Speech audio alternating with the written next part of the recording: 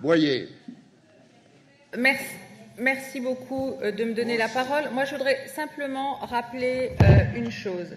C'est que dans la recherche permanente d'amélioration des conditions de la qualité de vie des Marseillais, les plus défavorisés, il faut rappeler qu'on a mis en place un grand programme de rénovation urbaine qui a permis de créer des équipements publics, 30 équipements publics pour un coût de plus d'1 million d'euros. Je vais citer les 4 groupes scolaires, Plan Daou, Lavis, qui sont réalisés, la solidarité et Calisté en programmation, 11 centres sociaux ou Maisons pour tous, Saint-Antoine, Saint-Mauron, Malpassé, Saint-Barthélemy réalisés ce jour, les Flamands, Saint-Paul, La Sabine, Velten, La Soude en chantier ou en instruction technique, 7 crèches, Plan Daou, Centre Nord réalisé, La Viste, Saint-Mauron, Malpassé, La Solidarité, Centre Nord en cours.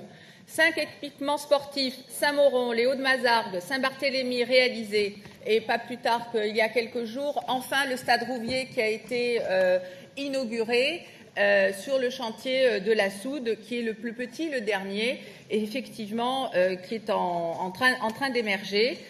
Calisté, Solidarité en programmation et un café musique à Saint-Mauron qui ont été réalisés. Monsieur le maire, puisque vous me donnez la parole, je vais être brève, mais moi je voudrais vous alerter, comme je l'ai fait hier à la communauté urbaine, comme j'ai alerté le président Tessier. Aujourd'hui, dans quelques semaines, le ministre, Monsieur Lamy, qui était venu ici lors de la Noria de ministres qui s'était succédé à Marseille pour raison d'élections municipales, nous avait promis une cartographie, une nouvelle géographie prioritaire, une cartographie révisée de Marseille.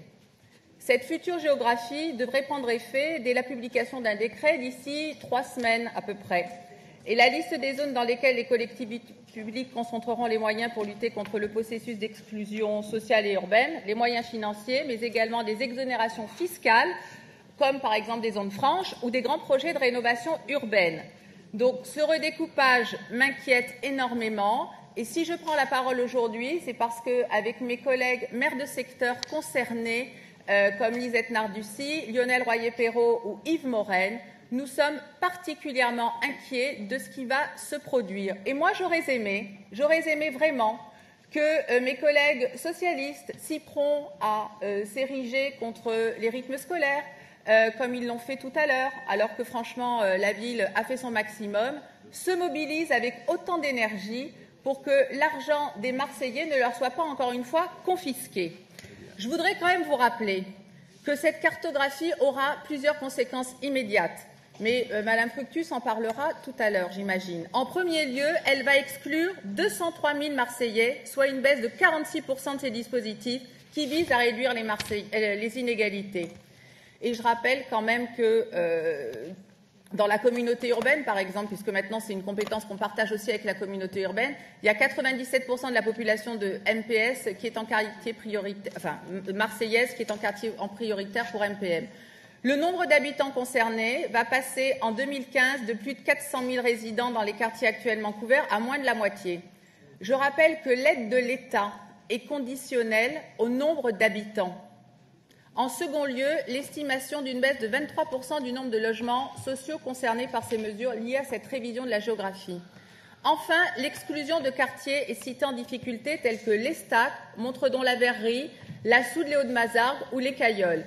Et pour finir, une perte de considération de l'évolution de certains quartiers durement touchés par la crise et les difficultés, comme ceux de la vallée de l'Uvonne et du sud de la ville, au moment même où on a le bonheur d'avoir un schéma directeur de la vallée de l'Uvonne, où on peut faire de ce territoire un Euromède 3, où le 11 septembre, on a mis en place ce schéma directeur avec les 6 maires de la vallée de l'Uvonne, et au moment où on a enfin de l'espoir pour ce secteur, où on peut faire en sorte qu'il sorte de certaines difficultés, eh bien, le gouvernement va faire en sorte que l'on soit exclu de ces dispositifs. C'est tout l'est de Marseille qui va être sanctionné par cette nouvelle géographie qui ne tient pas compte des réalités du secteur. Avec ma collègue Sylvie Carrega, qui a été nommée élue récemment première vice-présidente des CCAS, nous sommes particulièrement inquiètes parce que la politique de la ville, c'est 30% du budget des centres sociaux. Et on ne sait pas ce qui va se passer demain. Le désengagement de l'État, plus la révision de cette cartographie, est particulièrement inquiétant pour tous nos secteurs. Et c'est tout l'est de Marseille qui est noyé par cette cartographie qui ne tient pas compte des réalités. Le quartier d'Hélières, par exemple, dans le 12e arrondissement, il est aujourd'hui exclu de cette nouvelle cartographie alors qu'il répond aux critères imposés par l'État, à savoir un nombre d'habitants supérieur à 1000, un seuil d'éligibilité qui correspond à un revenu global par ménage qui est inférieur à 11 465 € par an, au motif que c'est la population de ces quartiers qui entourent ces quartiers est trop riche. Mais c'est quoi qu'on veut? La ghettoisation encore? On veut arrêter tout le travail qui a été entrepris et c'est parce que ça marche qu'on veut le cesser. Moi, je suis particulièrement choquée. Je voudrais rappeler que en plus que cette cartographie, elle a été faite sur une base qui déjà défavorisait ces quartiers sud et ces quartiers est. Parce que les financements politiques de la ville, tous partenaires confondus, représentaient en moyenne à peu près 20 € par habitant pour les 400 000 Marseillais concernés. Je le rappelle, 10 € pour l'État, 3 € pour la région, 7 € pour la ville. Pour votre information, l'État consacre 60 € par habitant à Lyon, de ces quartiers prioritaires. Et n'en déplaise à certains, 20 €, c'est une moyenne qui s'élève à 56 € pour un habitant du secteur nord, la Savine, Notre-Dame-Limite, contre 13 € pour un habitant de la vallée de l'Uvaune, secteur où la ville se retrouve souvent le seul financeur. Et c'est sur cette base, qui est déjà très défavorisée, qu'a été faite cette nouvelle cartographie, pour laquelle on n'a pas beaucoup de nouvelles, sauf des mauvaises. Et donc, on va encore aggraver les différences. En plus, Marseille est encore une fois défavorisée. On a beau se succéder ici au niveau des visites ministérielles, le seuil d'éligibilité, par exemple pour la communauté urbaine de Toulouse, il est inférieur. Si nous, on avait le même seuil d'éligibilité que la communauté urbaine de Toulouse ou de Lyon, on ne serait pas exclu de cette géographie prioritaire.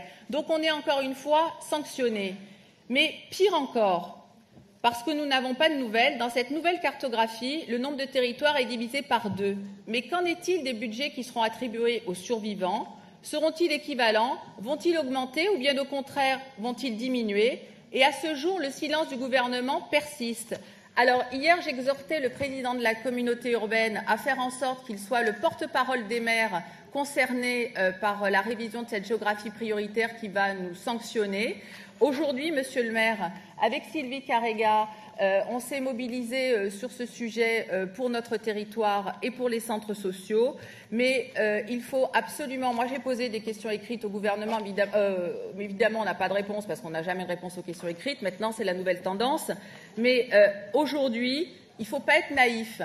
Le fait que nous ayons la révision de cette géographie prioritaire va faire en sorte qu'on va encore nous retirer des moyens à Marseille, alors même qu'on a des projets de rénovation urbaine en cours, alors même qu'on a des projets de développement de certains territoires. Donc, Monsieur le maire, j'ai profité de cette intervention pour vous faire part de mon inquiétude et de celle de mes collègues maires de secteur qui sont concernés par ce sujet et qui, non seulement n'ont pas de réponse, mais quand ils les ont des réponses qui sont particulièrement angoissantes pour le travail que nous réalisons dans ces secteurs. Merci, Monsieur le maire.